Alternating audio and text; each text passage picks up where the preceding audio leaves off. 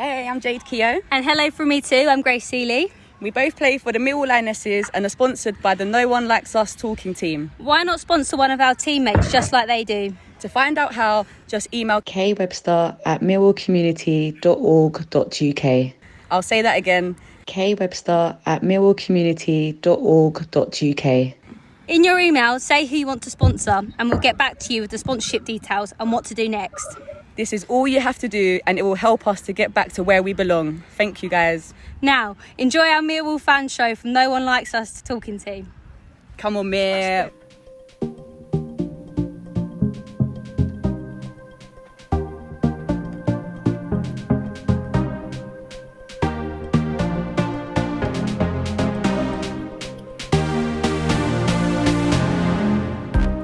Hi, Bethany Warren here, and you've joined us for the weekly Our Millwall Fan Show with the Millwall No One Likes Us talking team, which is broadcast every Friday evening. Enjoy! I'm your host, Eamonn Barclay, and with me I have the No One Likes Us talking team of Kai Bennett, Stan Godwin and Jeff Burnige. This week we learnt of the passing of two people who were attached to the club.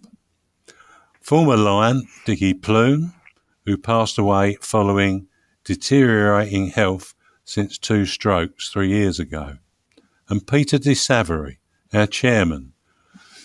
Well, he was the chairman that actually took over from our one and only Jeff Burnige. So Stan, Dickie Plume. Yeah, Dickie Plume. Well, I watched him play in his first home league debut, and that was back in 1967 on a Good Friday. And he made his home debut along with Ron Howes and Dave Armstrong.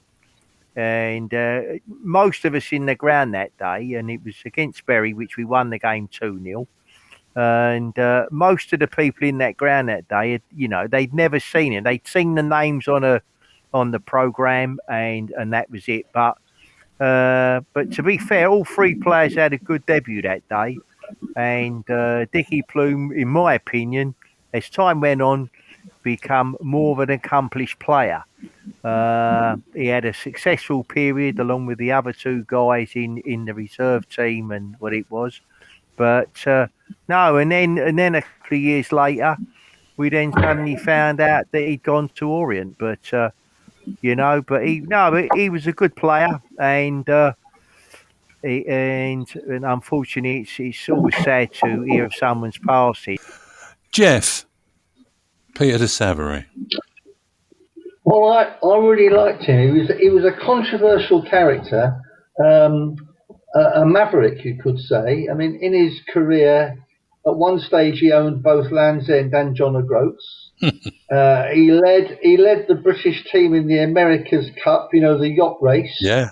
He owned Skibo Castle, Bovey Castle. He had a finger in a lot of pies, but his arrival as chairman of Millwall after I had resigned at the start of that season, 2005-06, the club actually was run by a committee of directors, including both myself and Theo, and then Peter de Savary agreed to come and take the chair.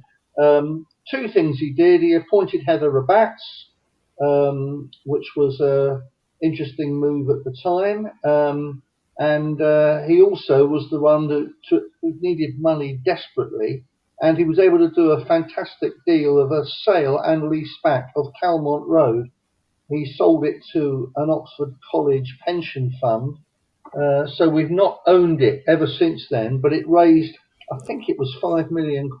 That's a good deal. And I can't remember the exact deal, but he did that. He's got 5 daughters, or had 5 daughters. I liked him.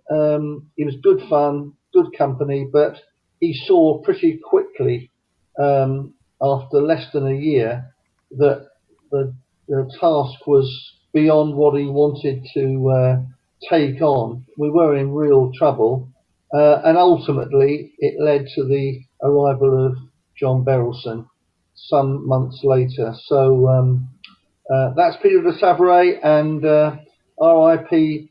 Peter, and I'm hoping to go to his funeral. Well, thanks both. Our sincere condolences go out to the families and friends of the deceased. R.I.P. Dickie Plume. R.I.P. Peter de Savary. Not everybody likes them, but they don't care.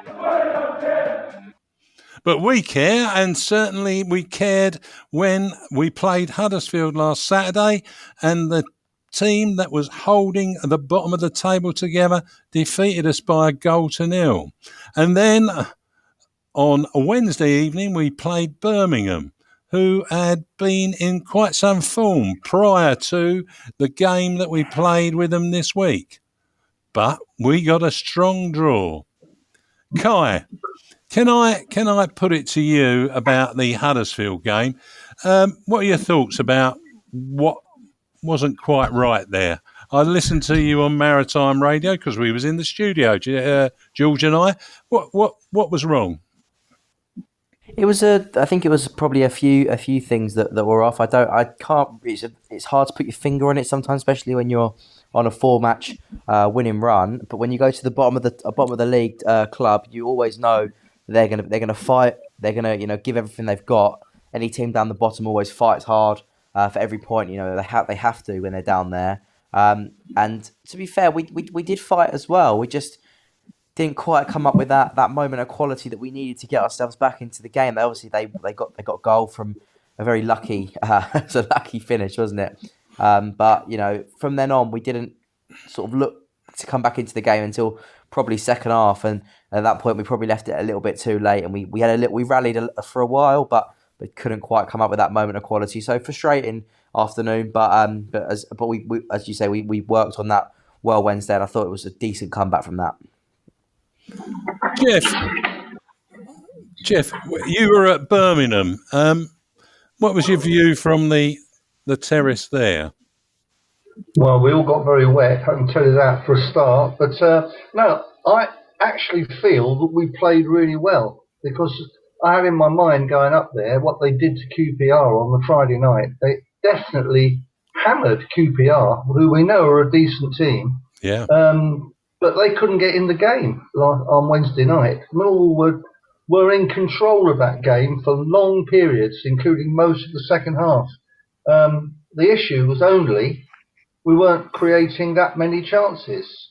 Everyone who watched it would have seen the chance that Tyler Bury had when the excellent John Ruddy probably psyched him out. With a bit more experience, Tyler might have spotted Hermann the German, Vogelshammer, in a better position to his right, but he was focused on the goalkeeper, so he wouldn't have seen him. But I thought we played really well. One of the things I would say is that everyone knows that we're a set-piece team. We score a lot of our goals from set pieces. Yeah. And Birmingham's defenders, and they played 3 at the back, Birmingham's defenders made sure that we could not get a clean header on any of our corners and free kicks except one, which was a dolly really for the goalkeeper to catch. Yeah. So we do score a lot of goals from set pieces, and because we couldn't do that on Wednesday night, that's probably why we didn't get the vital winning goal, which on the game as a whole, we deserved it. I mean, we were in real control and we looked a good side. Yeah, just couldn't make many chances. Yeah, agree with you. Stan, you contrast the two games, and what are your thoughts? Well, in relationship to the Huddersfield game, as I've said, I didn't see the game, right? But the rule of thumb I use is that when I'm sitting there listening to the television on a Saturday afternoon, and because I normally watch Sky Sports or Soccer Saturday, and because you do, and they do the reports from around the grounds, right? Now, we started. I think it was after about 10 minutes. Huddersfield went a goal up. They go straight to the guy who's doing the reporting. He points out that, in all honesty, the goal was a fluke, and I've seen the goal since then, and it was a fluke, no question about that. Possibly you could question the goalkeeper, but it was a fluke goal nevertheless.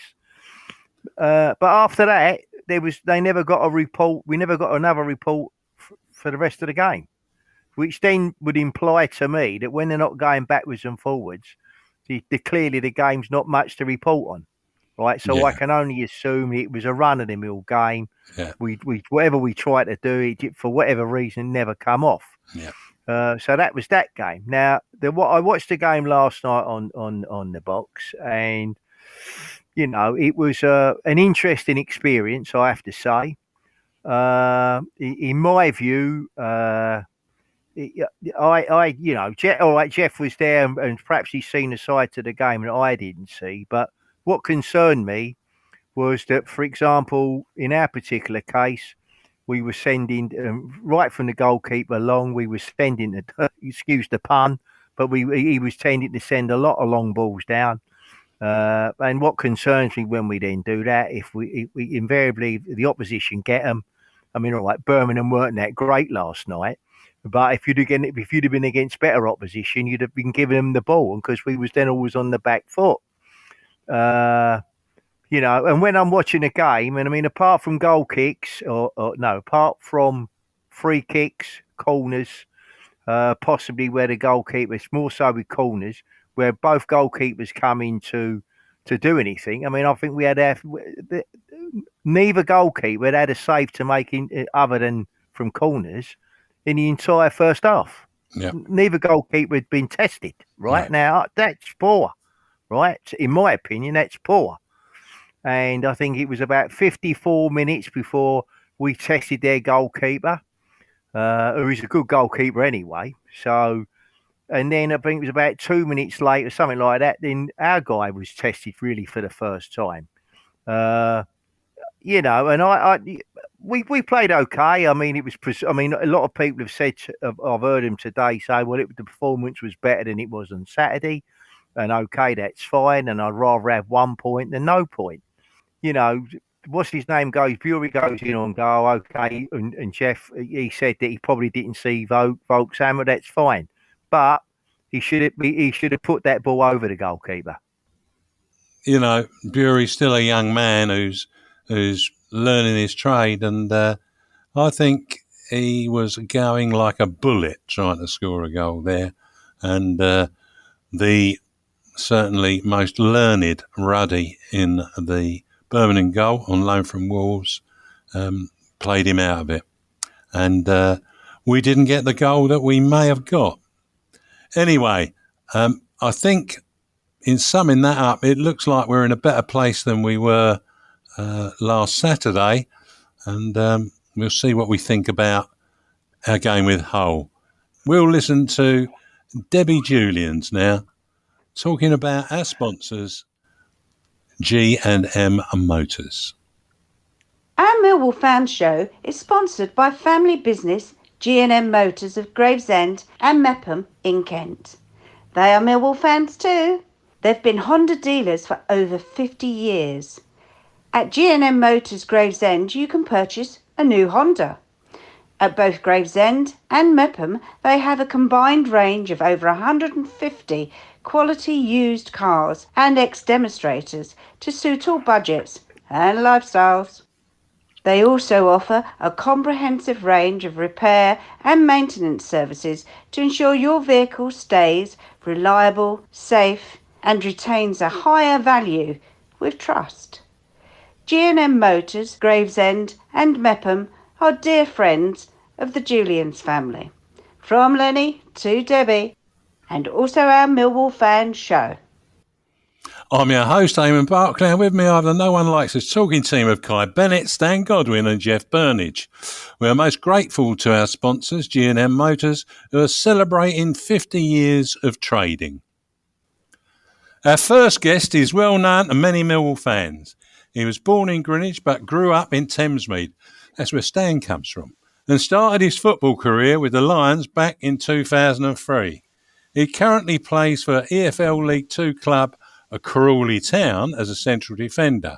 He began his career at Millwall and made 322 appearances across 4 spells with the club, but kept the bench warm on another 63 occasions. He must have put his name on it, I should think, and scored 9 goals. He also played league football for Brentford, Bristol Rovers, Wycombe Wanderers, Leyton Orient, and dare I say, even Crystal Palace. I think that last club gives it away. Let's welcome the one and only Tony Craig. Hello, Tony. All the fun of getting a draw at Bradford last weekend in front of 16,000 fans, I think, wasn't it? Yeah, no. For us at the moment, any point's a good point at the moment. They are. But to play in the, it hasn't been a good start for us. We know that as a group, but it's one of them to go and play at a good stadium and get a good crowd. At League Two level, the fans and the attendance ain't as high as that. So to go up there and put a good account of ourselves was a good, pleasing day. Yeah. Let's do it. A few more of those, you'll be pushing up the table. Anyway, it's great to have you. It'll be great. It's great to have you on the show again. Before I let you off to the panel, I mentioned you made 322 appearances for the Lions.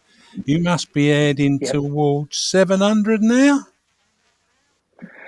Yeah, I'm 3 away from that. It's wow. Part which I really want. It's one which I feel very privileged to get that many games under my belt, and it's one of them. I've enjoyed every moment of it. I haven't got no regrets in it. Obviously, I've had some good games, some bad games, but that's football. But to get that sort of number is something I will cherish. Well, and celebrate wildly, because there ain't too many that make it in professional football in the leagues. Yeah. No, you've done well. Yeah, like you said. Thank you. Hi, Tony. Kai here. Not a problem. I'm very well, mate. Yourself? Yeah, very good, thank you. We remember you oh so well for captaining the Millwall side that got us into the Championship through the playoff final, and where we have managed to stay since then. Thank you very much for that. As we entered the closing stages of that game at 0-0, can you tell us what you were thinking and how your thoughts changed when Steve Morrison scored what turned out to be the winner? Oh, wow. As you can imagine, that sort of day, you go through every emotion. You go through highs, you go through lows, but it's one of them. The pitch zaps you at Wembley. I've never known it. It's one of them. It absorbs all your energy because obviously you've got a long build up to the game. So obviously your emotions here and there, but it's one of them. As soon as that ball hit the back of the net, it's like it's annihilation. You're obviously happy, cheerful, and all that, but at the end of the day, you've got to dig in because for them last few moments, we know Bradford were going to come at us. They're going to chuck absolutely everything at us. Well, so we had to stand up tall, and it's just one. And you put your body on the line and just make sure that you defended well and kept them at bay, which thankfully we did because it turned out to be a fantastic day. It was a brilliant day and a day we won't forget. And your captaincy was immense in making that happen, mate. No doubt about that whatsoever. Stan, how about you? Yeah, all right, Tony. How are you, mate? All right. Yeah, very well, mate. Yourself? Yeah, not bad. But anyway, what I was going to ask you is how did you actually come to join the Millwall youth setup? And what was it like when, joining and then progressing into the first team? I joined when I was 15 years old. At the time, I got released from Wimbledon, so it just shows my age there. Because obviously they've been gone for a long time now. But the first one, it's one of them. I had sort of trials at Gillingham. They said no. I had trials at Charlton. They said no. And then I went to an exit trials. And at the time, I had Mansfield. And I had a team in America to go over there, which at that age, it wasn't going to happen. But thankfully, my dad knew someone called Gary Breton, who who worked in youth football, who knew Dave Memmott. And thankfully, sometimes it helps, as the saying goes, it's not what you know, it's who you know. And thankfully, that my dad made that call to Gary Breton, and he obviously made it to Dave Memmott, and he offered me a trial. And it was one of them. Sometimes you turn up at the right time, because obviously I was looking for my YTS at that time, so I literally just left school. And it's one of them. Sometimes your face just fits. And I think I realised after the first week that, one, they needed a left-back, which back then was obviously my position. And secondly, they needed someone who obviously was a hard grafter, obviously could run up and down the line and keep themselves in good shape. And that time it was me. And I think I bored people with the story, but I've had to miss my English GCSE to go on a trial in France. You know, so that was a big decision to make at the time. Obviously, I wasn't academically the best, so it wasn't a. It's one of them where, at the time, I jumped at the opportunity. You know, I don't think the teachers were best pleased in that, but I went over there and I'd done a good account of myself, and I come back and I finally got the YT after I think it was, I believe, a 6-week trial, and then thankfully from them I didn't look back. Fantastic, absolutely fantastic. Hello, Tony. It's Jeff Burnige here. Hello, Jeff. How are you, mate? Well, hope you are too, and the family. So, yeah, all very good. Listen, really good. One thing I did want to put to you, a couple of weeks ago, we had Andy Frampton on the show, and he talked about you, and he described you as the consummate professional who trained conscientiously, and when everybody else, including himself, had gone off for some, he described it as refreshments, you would not usually want to go and do that. You want to look after yourself, and perhaps that's why you're still playing at the advanced age of, well, I think it's open secret, you're 37. Great credit to you. What was it that made you take that attitude and apply that discipline to your career? What did you have in your mind? I just think with me, Jeff, I think I just looked at it. I wanted to sacrifice everything to give myself the best account I possibly can.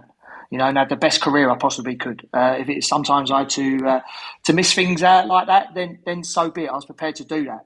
It's one of them where, as a young age, I remember when I was being 18, 19, of course, being at young age, I was sort of out, like, you know, again, on the Saturday, the Sunday and the Tuesday nights and everything like that, to be one of the lads. And then I just remember taking a conscious decision one night where I thought, now's the time to sacrifice that to give myself the best chance of possibly doing and see how high I could possibly go. It's one of them at the time. I got sort of called, you know, it goes like you're boring and everything like that. But now the people who I spoke to then, they all look at me and go, well, you made the best decision. And me missing a night out here or a night there and looking after myself, then I was prepared to do that. And thankfully it's paying dividends now.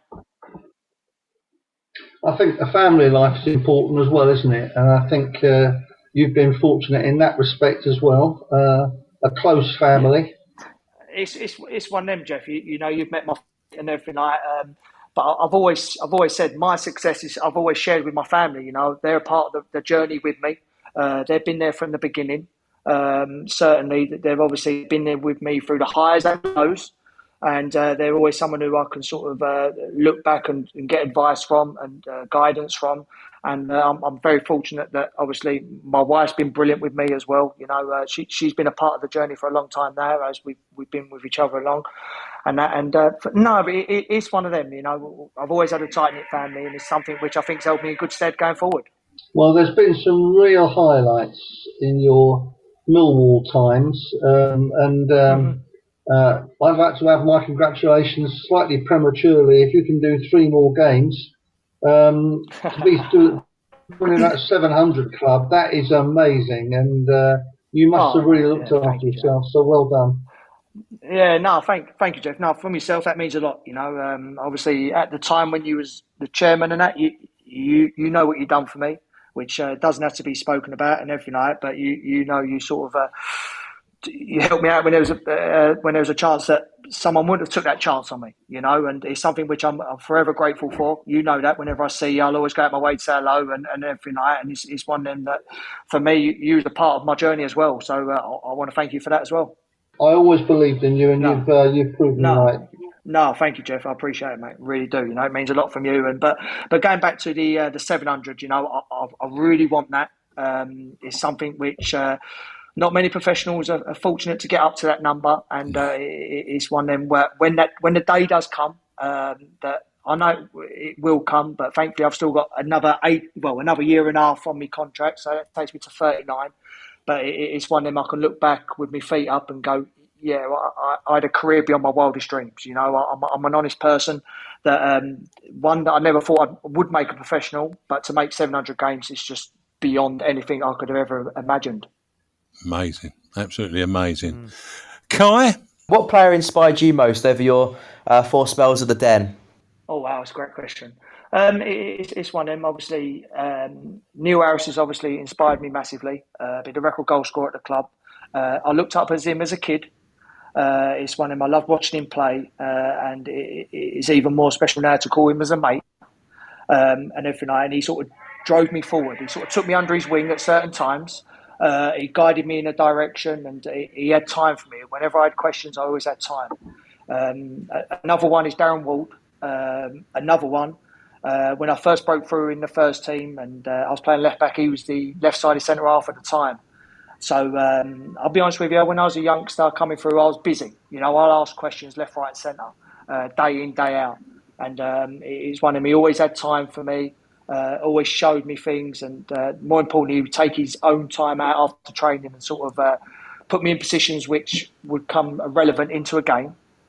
And it's one of them. He was my roomie for a good number of years at Millwall as well. So we still keep in contact today a lot. And also, he's the first sort of person to get like stretching after training, foam rolling, just protein shakes, eating the right foods. At the time, people were laughing what he was doing, but he was advanced for himself and as a player, and he's someone which I looked up to and I learned a lot of as well. And obviously, you got Paul Robertson as well. Obviously being the captain for a good number of years. What a great man! What a great leader. And more importantly, what a great professional.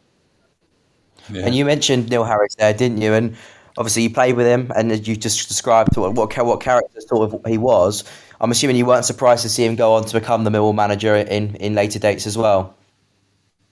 No, sometimes you always know some things are going to happen. Some people, it's just always meant to be. And for one of them at Millwall Football Club, it was always meant to be that he was going to be the manager of the football club one day. And what a great managerial role he had at the club. He could look back with great fondness, and he got the club at the time, which wasn't looking great, and he stabilised the club and got the club and the fans all back on the same hymn sheet. And he took that club from strength to strength, and it's one of them. He done a great service to the club. Definitely. Stan? Yeah, Tony, I was going to ask you, I read an article about you a few weeks ago now, and you've done your coaching badges, haven't you? And yes. And I think your comment was, well, I've done them, and they're now in the drawer, and they'll be used at some future time. What I'm interested to know from you, mate, you've done this coaching now. You know that football is changing, right? I'm talking about in terms of the way the game's played. It's more possession based and all this sort of thing, which I happen to think is better than the long ball per play. I mean, what's your take on it all? I'm just interested to know. I mean, the reason I'm saying is because let me just say, I've twice this recently. I've been down to see the academy under 21s, and the Millwall, and they played Cardiff the other day, and so now in both cases, both teams were playing possession based football. There was none of these big free goal kicks and all that. What's your take on that? Do you see that's the way that football's going now? Certainly, the younger age group, it certainly is. The possession base is the way every sort of manager is going through, and but it's one of them. You see, they can do it under 23s football, and obviously the youth team. But it's one of them. Not many adapt to doing it in the first team. Obviously you got the top teams are doing it. Very, very well. But I mean, them players who come from that sort of environment, the 23s, it's easy to play in the 23s. There isn't no crowd, there isn't no pressure or anything like that, but it's just you got to see how these players react when there is pressure. When I mean by that, you got the crowds. You obviously playing for contracts. It's one of them. When they're older, they get their plan to paying their bills. Paying their mortgage and everything like that. But it's an interesting one. There's a lot of teams who've had success for it. There's a lot of teams who have tried to have that possession-based football, but unfortunately failed and hasn't worked, and they've always sort of gone back to basics. But you can understand that the chairmen and the clubs now are looking, that's the way to play football. Yes, you've got the exceptional talent in the Premier League and the Championship who can do that, who are capable of doing it. But it's one of them, the lower down the ladder in League One and League Two is sort of a lot harder to do. And it's one of them, there's only a couple of sides who do it. Every team starts it in August, I'll be honest with you, and then once it's sort of the results are not going well, it just seems they go back to the sort of normal way to play, back to front. But it's one of them. If you can get that style going, it's a fantastic style to watch, and more importantly to play in as well. But it's just one of them. If it clicks, wow, it's an incredible style of play. I've been very fortunate to play it at Brentford. Playing out from the back, but you have players in front of you who are capable of receiving the ball on the turn and who can take the ball up the pitch and everything like Swansea are very good at it at the moment as well. But it's one of them. You can certainly see the game changing. Not only now, it's been changed for a good number of years now, but it's one of them which managers are brave enough to stick with it, because obviously at the first team level, it's a results business, and obviously the manager's head's on the line. Very, very quick period now. So it's one of them. Fair play to them who stick with it, but there's only sort of far and few between who actually stick with it the whole way. Jeff? Yeah. Yeah, goalkeepers, Tony. Yep. In your career at Millwall and outside of Millwall, what were your thoughts on communication with the goalkeeper? Did you like them to be vocal, or did you like to organise the back yourself? No, I love a vocal goalkeeper. I'll be honest with you. Someone who's telling you, like, there's a man on your left, man on your right, clear it. Obviously, a commanding goalkeeper who comes and collects crosses, which obviously takes massive pressure off the defence. But again, you've got to look at David Forde. There wasn't no one better than that. The communication was second to none. He was brave at coming crosses. And if you'd done a mistake, you were certainly told under no certain circumstances, But for me, I think communication is critical. I think all round the pitch as well. I think if you hear the voices from front to back, then I think it gets everyone else going. But more importantly, it helps you out as a player, because you know what's around you when it comes to you. Who else did you play with at Millwall apart from Forde? Obviously, I had Denzel. Denzel was a big communicator as well. He certainly said his bit, and again, he would say there's man on squeeze and the normal phases as they do. Obviously, God almighty, put me on the spot here. Andy Marshall, he was obviously there. He was goalkeeping coach now. He was another vocal one. But at Millwall, was very fortunate. We had a lot of vocal goalkeepers. Because is one of them. You can't really be quiet back there, because obviously you've got people behind them and giving them a bit of a jip as well. So I think everyone had to stick together and get their voices out there. Great stuff. Tony, well, once again, great to speak to you. It's been a pleasure to have you join us. But what about sort of a view on what our result might be against Hull City at the Den on Saturday? We'll win 2-0 Saturday. I think, obviously, like I said, our home form's very, very good this season. We've got some very good attacking threats, and I can only see one result. 2-0, that'll do us lovely. I no doubt about that. Brilliant. Anyhow, we look forward to you returning again. Keep up your great work at Crawley. And there's a bit of a legend doing Millwall tours as well, I think, isn't it, these days? Well, yeah, I've done it a couple of times. You never know. Yeah. I've done it. I enjoyed it. It's good. If I can give my time back, to the club, then brilliant. That's fantastic. That's fantastic. They've done a lot for me, so it's one of them. I'll always be there. And all the best to your family too, Tony. Take care. Bye. Brilliant. Take care. Thank you. Cheerio, Tony. Thanks for coming on. Thank you. See you guys. Thank you very much. Thank you, mate. Bye. Well, Tony Craig, lovely to hear from him. We're going to take a break there and listen to Debbie Julians and Harvey Brown talking Lions Food Hub. Let's hear from Harvey Brown. Have you heard of the Lions Food Hub? That Millwall Lioness, Kelly Webster, is involved. Don't forget to help the Lions Food Hub if you can. Thank you. As Harvey said, they need your support. If you can help, and you can make a one-off or a regular monetary donation at Banquet, that is BANKUET.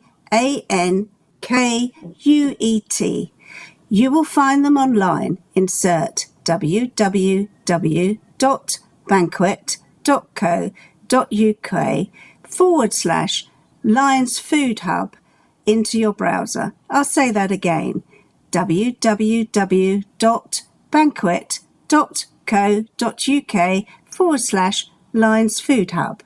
And the Lions Food Hub is all one word. On match days, you can make food and toiletry donations at the Lions Food Hub, which is opposite the 1885 bar at the Cold Blow Lane end of the ground. Alternatively, you can also contact the team via the Lions Food Hub Twitter or Facebook sites. Well, I'm your host, Eamonn Barclay, and with me I have the No One Likes Us talking team of Kai Bennett, Stan Godwin and Jeff Burnige. Energy, food, so much poverty. It's rising beyond our wildest dreams from 12 months ago and will not decrease but increase again.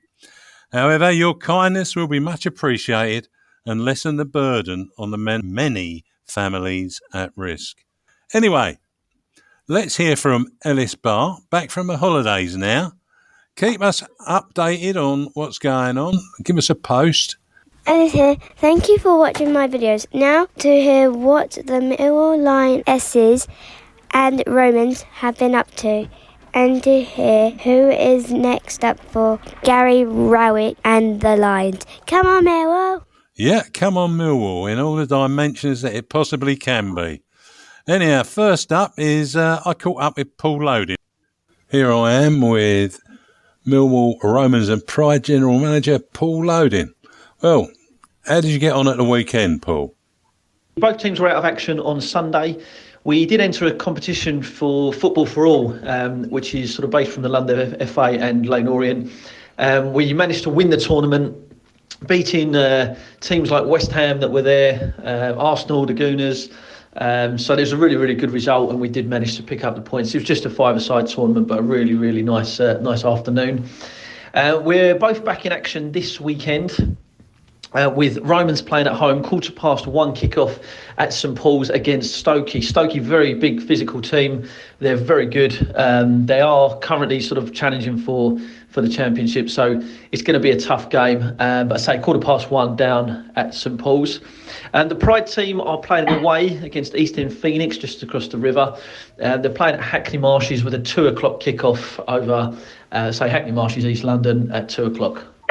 Well done in winning that tournament against one of our greatest of foes as well, eh? Can't be bad.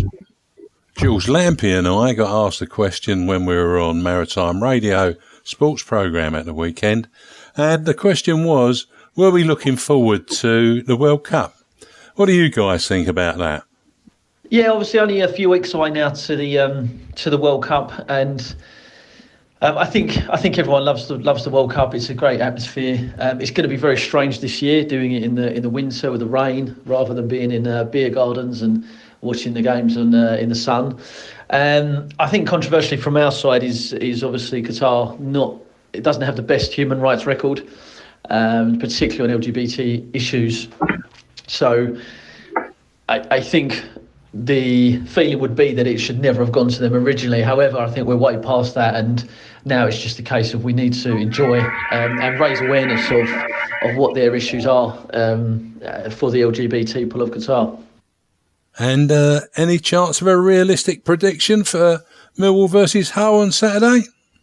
Obviously, last week, very disappointing result for Millwall. I was way off with my predictions, thinking that we were going to go in with goals.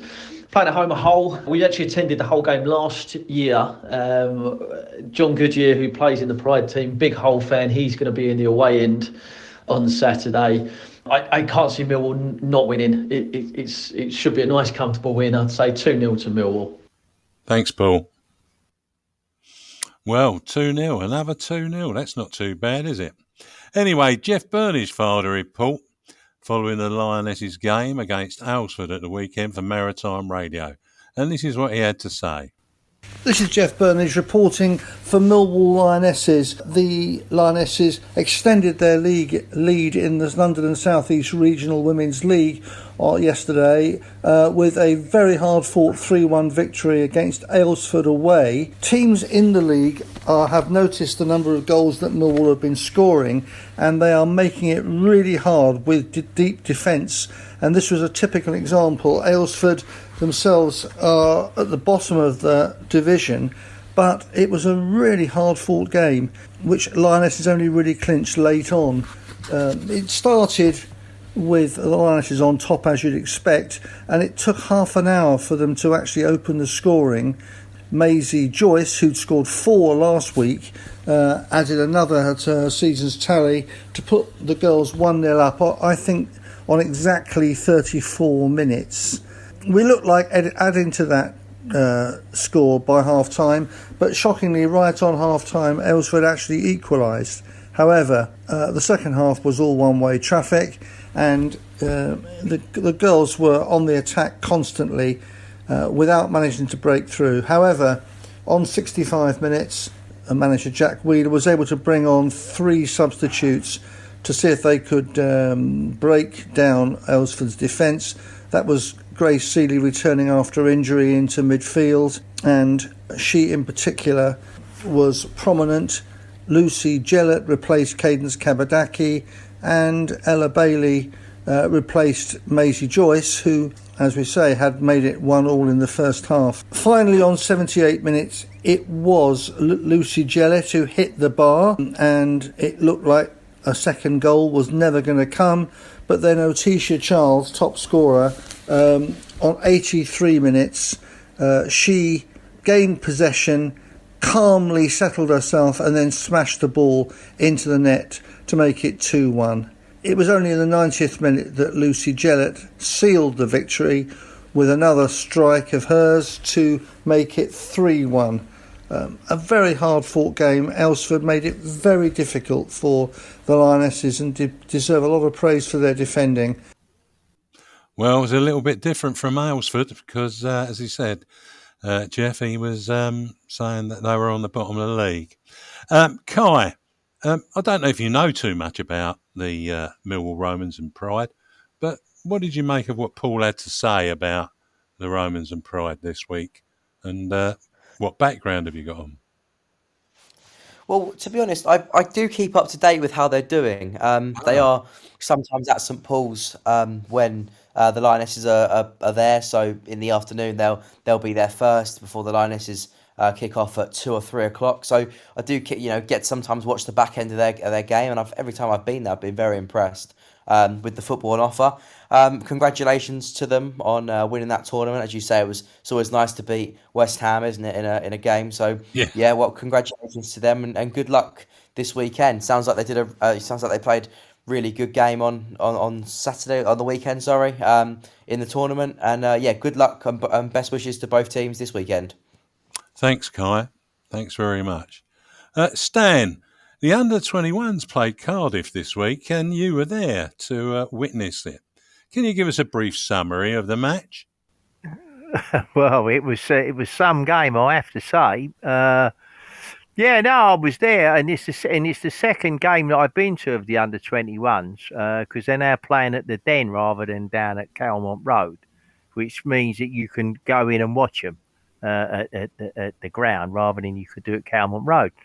But no, I mean it was an interesting game because, going on from what I was saying to Tony Craig earlier, you watch these teams in the academies and Millwall and whoever they're playing, and because they're all playing it out from the back. But no, I mean we started off well, and I mean we got some good players out there, but whether they're going to be good enough to make it to the first team, well, that's another matter. But no, I mean to be perfectly honest, I mean we went. I think it was 2-0 at half time, and we was fairly well on top of that. And then in the second half, for a little while, Cardiff sort of rallied, but then after that, it frankly it became one-way traffic. And at the end of the day, I mean, we run out. What was it, 5 or 6-0 winners now? And it wasn't. And you sort of tended to lose track a bit of the goals, but I mean, we was always in total control. There was never any chance of that lot coming back. And of course, it has to be said that the under-21s record so far has been pretty good this season. And if they carry on, if they carry on playing like they have been playing, they probably end up, I would think, there or thereabouts at the top. I mean, I'll have to check out when the next game is, and if I can, I'll get to, because you gradually get into these things because they're all sort of, all them players are sort of alien to you. You don't know a lot about them, and you're only watching them, and that's it. I mean, But a spectacle to watch. Yeah. Yeah, oh yeah. I mean, it's well worth people. I have to say, it's well worth people if they can go down there and watch them. Then by all means do so. And it's £2.50 to park in the ground, which goes to the Lions Food Hub. So if you want to bring your car, then £2.50, and it goes straight to the Lions Food Hub. Thanks for that, Stan. It's great. Yeah, no problem. Great stuff. Jeff, it sounds like you're having 3 rounds there. I don't know about anything else. Lionesses won again, as both Kai and you reported. Kai reported on our on the game on the day on Twitter. What are you making of their amazing run, and what is up next? Well, it's now 9 victories in a row, which is an incredible run, really. And somewhat worryingly, we're hot favourites for the game this Sunday. We're now playing the League Cup. We're 5 points clear in the lead, although 1 or 2 clubs have got a game in hand.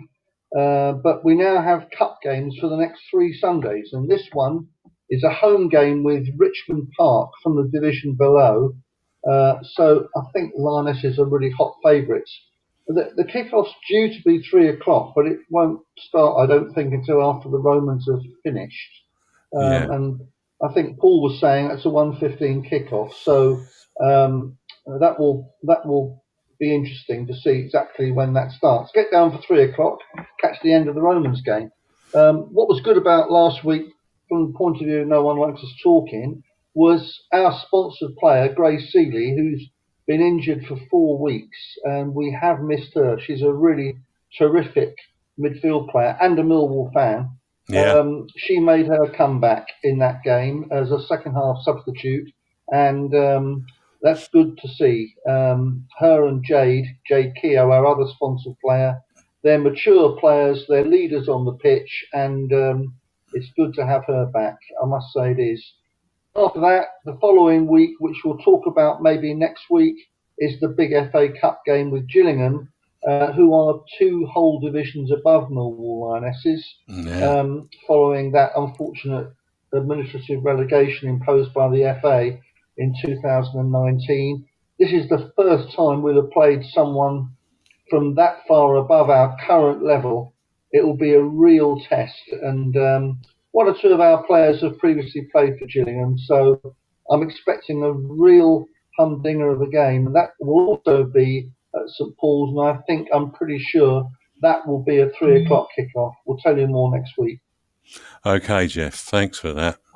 Yes, they're really doing well and making a big difference. Right, next up for the Lions is Hull City at the Den. Now, Saturday's game is our Remembrance Day game, so don't forget to get down there early to see what takes place before the game kicks off, as is usual on such a day, and make your presence felt.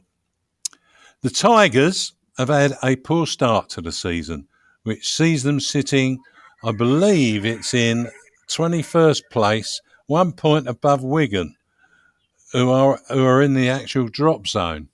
In the last 5, they've won 2 and lost 3. Shota Arveladze, who was sacked in September, is replaced by Liam Rosenior. I think he's related to another Rosenior for sure. A former Hull player, and will be in charge on Saturday when interim head coach Andy Dawson, who played for Hull, steps down. Is it another banana skin or a recovery of form for the Lions? Kai, over to you.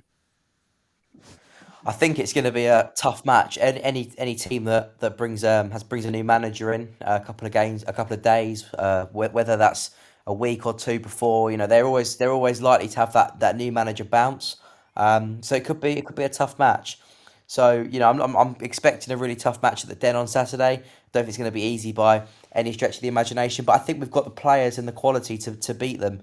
And I think, as Tony mentioned before, I'm hoping for a comfortable win. George Honeyman obviously returning to face his former club, whether he'll start or not. I thought he played well on Wednesday night. He could potentially warrant a start, and hopefully he'll be able to get a one up on his former team. So I'm going to go for Millwall 2, Hull 0, and I'm going to go for Voggy to get his first goal for the club, and I'm going to go for George Honeyman to get the other.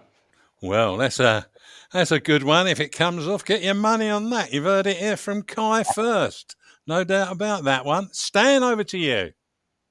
Well, yeah, I mean, it should be an interesting game because, as Kai said, it's all when you've got a team, they've got a new manager taking over, although he's probably going to be sitting in the stand, I would think, that day. But they're going to be out to try and impress the manager and all that sort of thing. And to be fair, when we play Hull in the past, home or away over the years, I mean, they've never struck me as been easy games. They've always been, hard games, which is fair enough. I don't have a problem with that. But, I'm confident that we will prevail on Saturday. And because, to be honest, if you're aiming to get into the ultimate aim is going to be the Premiership at the end of the season, be it either automatically or playoffs, then teams like Hull, if you're serious, you've got to be beating teams like Hull, because if you can't do that, then you just don't have what's required to get there. You've got to see them sort of teams off if that's where you want to be. So no, it'll be hard, but I think we will win, and it'd be a good game. And in a way, I'm glad that Liam Rossini has got a job, because he's one of these guys that's considered to be one of these forward-thinking coaches. I mean, I remember I used to listen to him when he used to do some punditry, Yeah. And when he was at Derby, what was done to him at Derby, I thought was a bit bad. I think he was entitled to at least have a chance. But the irony of it all is, he's gone into Hull, and no doubt somebody would turn around and say that the guy who's going to be replacing, perhaps he should have had it. So, but as I say, that's football. But I'm glad. I mean, I think he's a decent coach, and I think personally, he's going to go a long way in the game. That's my view of him, anyway. Well, let's hope he hasn't given them too much to go forward with on Saturday. Jeff, what's your thoughts? Well, Liam Rossini is the son of Leroy Rossini. He is. I don't think he's ever a great lover of Millwall, to be honest with you. No. Liam is going to play a possession-based type of game, and it is going to be I think it's the first game he'll actually be manager of them. It is. We will be without both Hutch and now Murray Wallace, who's done 5 yellow cards and therefore misses this game. I think it means that Malone will start. It'll still be the back four. I think they're going to make it hard for us. But I'm pretty confident we're going to win. But everybody else has been saying 2-0, haven't they? Yeah. Every forecast has been 2-0. Yeah. So I've got to be different. I can't decide whether to say 1-0 or 3-0. Let's say that we don't keep a clean sheet, then we win 2-1. I do believe that we will win that game. Okay, thanks, Jeff. That's great. So, generally speaking, we're going to score 2 goals. Jeff's the only downside on all of this, and he's saying that we're going to concede a goal. But hey-ho, it's football. It's a funny old game.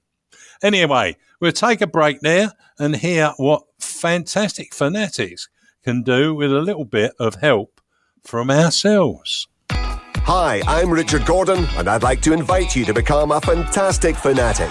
Fantastic Fanatics is a great way to raise funds for your sports club. Sign up today, find your club, and securely register your everyday debit and credit cards. Every time you spend with our retail partners, they pay a percentage back to your club. It costs you nothing, and you can win cash prizes along the way. Visit fantasticfanatics.com and help your club be the best it can be.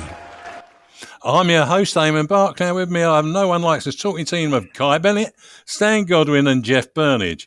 With Christmas a mere 51 days away, why not spend on presents through the fantastic Fanatic site and give a bonus to the Millwall Community Trust? It will help them deliver the very many activities they do across all age groups. Our next guest featured in the film The Bromley Boys and can be seen on match days not only in the ground but volunteering at the Lions Food Hub. Let's say no more and welcome Craig Wilson to the show. Even. Hi Craig, how are you? Hi there, Eamon. All good, thank you. Hope you're well. Good, I'm good.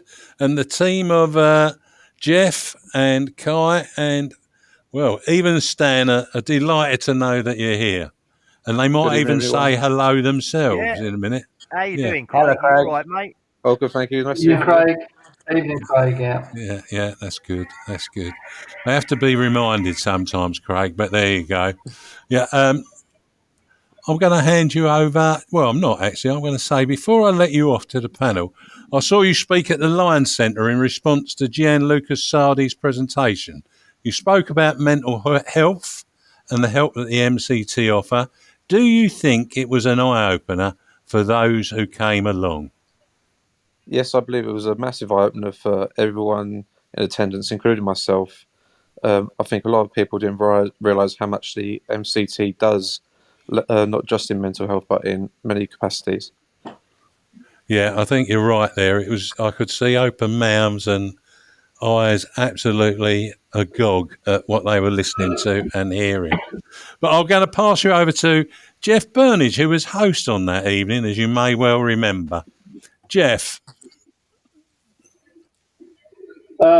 Yeah, good evening, Craig. It was an eye-opener for everybody. I thought Gianluca's presentation was superb, and he's a great supporter of the club. I mean, he contributes in a number of ways, and it was great to hear him do his summary of what he thinks the MCT is doing and how much value it is. But you also, I know, volunteer at the Lions Food Hub. Give us your view on how that's going and what you would like anybody listening on Saturday, which is a big day, being it's our Remembrance Day game. It is possible to make donations of both food, toiletries and even cash before the game, isn't it? Evening, Jeff. Yeah, that is correct. It's an absolute pleasure and a delight to help there. I work closely with Kelly and Sue on a match day, and they're amazing. When my stepmom Karen first mentioned the hub to me and the concept, I instantly wanted to help in any way I could. And I think it's a great feeling and pride to give back in any way you can. And some of the things that we do get donated, as you just stated, just things like ketchup, toiletries, things we take for granted on a daily basis, are all the things we need. And I think it's also a great way to meet lots of new people. Some people just want to chat, let alone not just donate.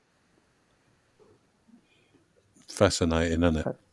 And do you get people arrive there who say to you, I want to do a bit of volunteering myself, and what would you say to them? We get people who ask questions about what we do, and I think if I was trying to sell it to someone, I would just say that you'll walk away from helping and thinking, I've done my bit, and you get a very warm feeling inside, thinking, yeah, I've just helped someone, or I'm helping a lot of people here. And it's not just Lions fans, it's just people out there you may not even meet, but you've done something. Yeah. I'll hand you over to Stan now. All right, Craig, how are you? Oh, good, thanks. I hope you're well. Ah, good. Yeah, that's good. Anyway, what I want to ask you is, what would you say was your most memorable Millwall game? Oh, well, there's a few. What is it and why? Oh, there's quite a few to choose from, such as the Leicester win when they were champions of England at the time, the 2 Wembley wins and an FA Cup final. But I think from a personal note, it would have to be the Watford game when I finished my charity seat challenge at the Den when I started on the Friday and finished sitting in all the seats at the Den in the dugout just before kick-off against Watford, because I got a massive round of applause of doing a lap of honour, not just from the Millwall fans, but from the away fans. I don't think there's many Millwall fans that get that. No. Fantastic. What a memory. Yeah. Kai. Hello, Craig. Kai here. How are you? All good, thank you, Kai. Hope you're well. Yeah, I'm all good, man. I'm all good. How do you think the team are doing at the moment, and do you think we're with a chance of getting to the playoffs this season? I think we've now found a formation and system that suits us, and that's a big credit to Gary for changing it from the 5 at the back. And I think our home record speaks for itself. The Den's an absolute fortress. But I think if we want the playoffs, we just need that last little bit away from home, a few more maximum points from away from home to get that final spot. Definitely. Yeah, I'd agree with that. I think everyone would say that, absolutely. Craig, before you go, can you give us a prediction for the game on Saturday, Millwall v Hull? I think, as you know, Hull was struggling down at the bottom of the table, but as you know, this championship's wide open this season, and a few results can just send you straight up the table. But I think we're just going to have that little bit more edge, especially being at the Den. So I'm going to go for a 3-1 win at home. Wow, that's the biggest scoring prediction we've had this evening. Mind you, you've given the one as well, like Jeff Burnige did. But anyway, thanks for that. That's brilliant. Craig, it's been great to hear from you again. You'll have to come back again in the not too distant future. All the best to you and your family. And we look forward to seeing you again. But bye for now. Thank you for having me. Bye. Thank you for having me. Cheers, Craig. Thanks, Craig. Bye, Craig. Bye. Cheers. Bye. Yeah, so Craig Wilson. Well, that's some interesting bits in there from him and about the Lions Food Hub and doing that and what he thought of that presentation with Gianluca Sardi. I noticed he never sort of mentioned Jeff, who for me on that evening was probably a bit of an inspiration, and I was a bit put off that he never mentioned that, Jeff. But hey ho, that's life sometimes, isn't it? Well, I would say that the thing that I'd like to make more of a point of is Craig did refer to that time he did the sponsored sit.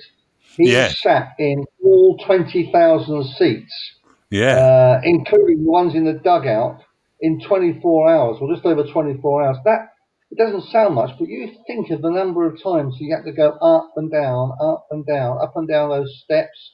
It was a phenomenal effort. I'm glad he reminded us of that. That was a great thing. Yeah, he's a keen person to do a bit for others, and that's a wonderful habit to have in your back pocket, I think. Anyway, we're now going to hear from Bethany Warren about how to get a match day programme.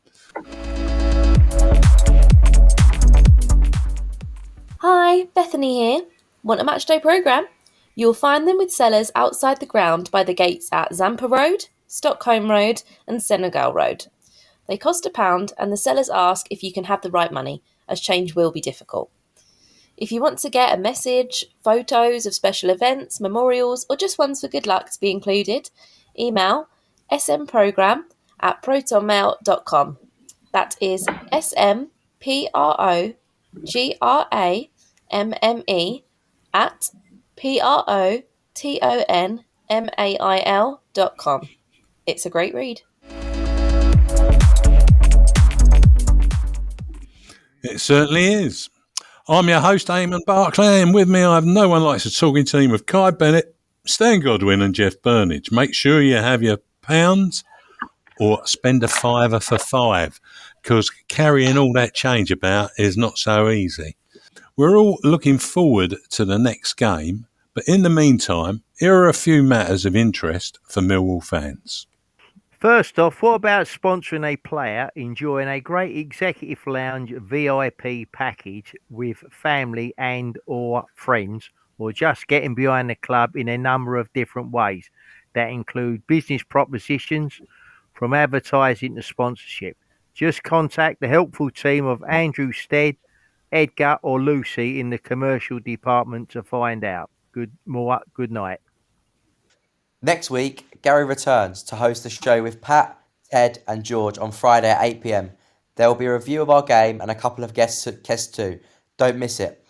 Additionally, you can be at the Den this Remembrance Day to watch the World of Rugby versus World of Football. This year, the Battle of the Balls makes its debut appearance at the Den, where ex-international rugby players take on ex-professional footballers and celebrity guests on Remembrance Day, 11th November 2022. To honour and raise funds for our military servicemen and women and support youth in sport participation. Managed by All-Stars former Lion Mick McCarthy and Harry Redknapp, there is a plethora of well-known international ex-professional footballers, including former Lion John Fashanu, rugby players and celebrity guests taking the field. Supporting Rugby for Heroes and Sports Trader, tickets are on sale now, priced at £10 for adults, £5 for under 16s and just £1 for under 12s. To get tickets, go to tickets.millwallfc.co.uk/. I'll say that again, tickets.millwallfc.co.uk/ and select this event. Good night. Well, you heard from our sponsored Lionesses, Jade Keogh and Grace Sigley, at the beginning of the show. So why not consider sponsoring a Lionesses kit like us to help to get them back to where they look like they're going, right back to the top of women's football. If you're an organisation, you can get fantastic exposure opportunities for your business. On top of seeing your name on the club website, you'll be able to enjoy a range of benefits: signed shirt, meeting your favourite player, your sponsored player, 3 invitations to a VIP sponsors day, a free season ticket to all home games, that's 1 prize, website message on millwallfc.co.uk, and a presentation photo. Kit sponsorship is priced at £160 plus VAT. To purchase, get in touch with the Lionesses by emailing Kelly Webster, and on her email of kwebster@millwallcommunity.org.uk. I'll say that again, kwebster@millwallcommunity.org.uk. With that, it's good night from me. Don't forget, you'll be able to listen to the No One Likes Us talking team bring reports from our games, both home and away, for both the Lions, Lionesses, and also updates on Millwall Community Matters too on Maritime Radio, broadcasting on 96.5 FM. Additionally, you can find us on Instagram, Facebook and Twitter social media sites and all popular podcast sites. That's not quite it from me. Don't forget, it's our Remembrance game this Saturday against Hull, so get there early to see what takes place before kick-off. Thanks, Kai, Stan and Jeff. Finally, let's not forget to keep it safe on the streets out there. Good night.